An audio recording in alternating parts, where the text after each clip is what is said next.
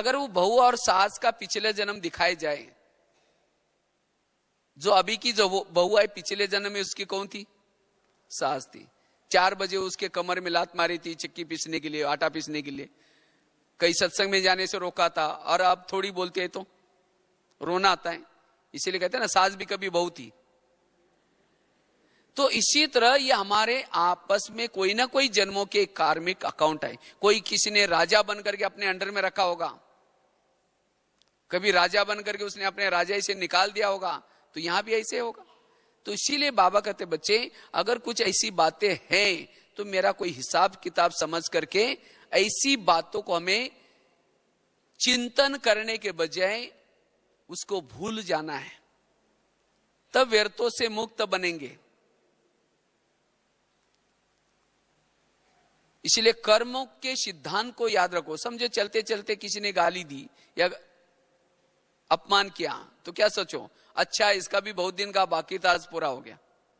ये नहीं सोची कि उसने क्यों बोला, मेरे को क्यों बोला, ऐसा कैसा बोला। इसीलिए व्यर्थ से मुक्त बनने के लिए कार्मिक अकाउंट को याद रखना है।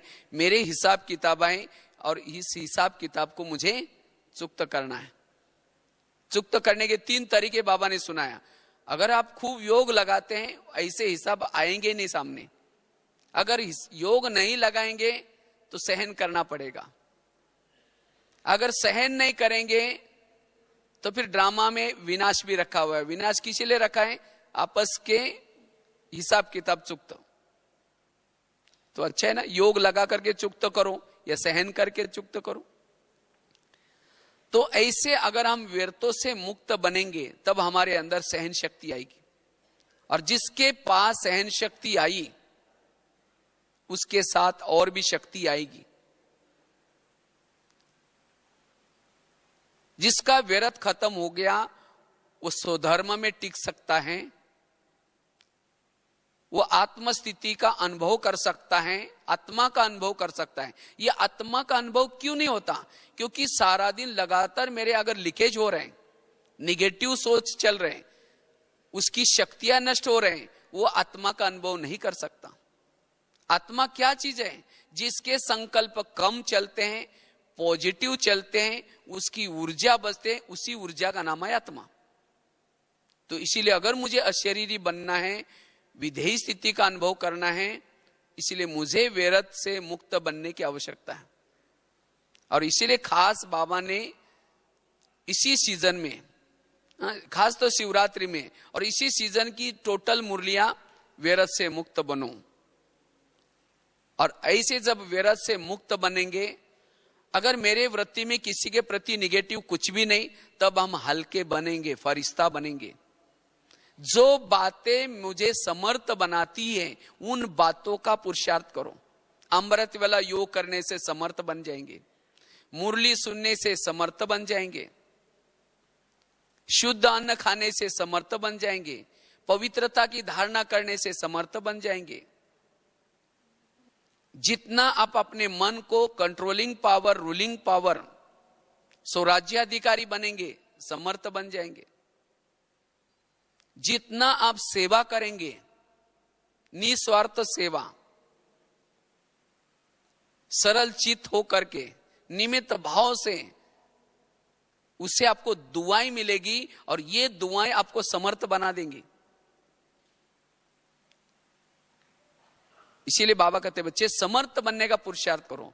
जितना आप योग लगाते हैं, और वो योग भी कैसा? अलर्ट बैठ करके, एक्टिव हो करके, कोई सम्मान लेकर के, ऐसे केवल बैठ गए, कोई लगन नहीं, बाबा की प्राप्तियों को याद नहीं, तो फिर समर्थ नहीं बनेंगे। और जो समर्थ नहीं, उसी के सारा दिन निगेटिव विचार चलते हैं। इसीलिए समर्थ बनने का पुरुषार्थ करो। जो बातें मुझे समर्थ बनाते हैं उन बातों का अभ्यास करना है, उस बातों का पुरुषार्थ करना है। और जो समर्थ है उसको ही कहेंगे फरिश्ता। वही सदा ही मुस्कुराता रहेगा, हर्षित रहेगा, संतुष्ट रहेगा, बेफिक्र बादशाह रहेगा।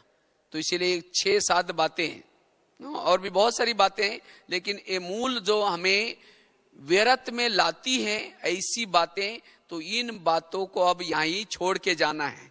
2013 चल रहे हैं, सब कुछ तेरा, मेरा कुछ भी नहीं, बेफिकर बादशाह।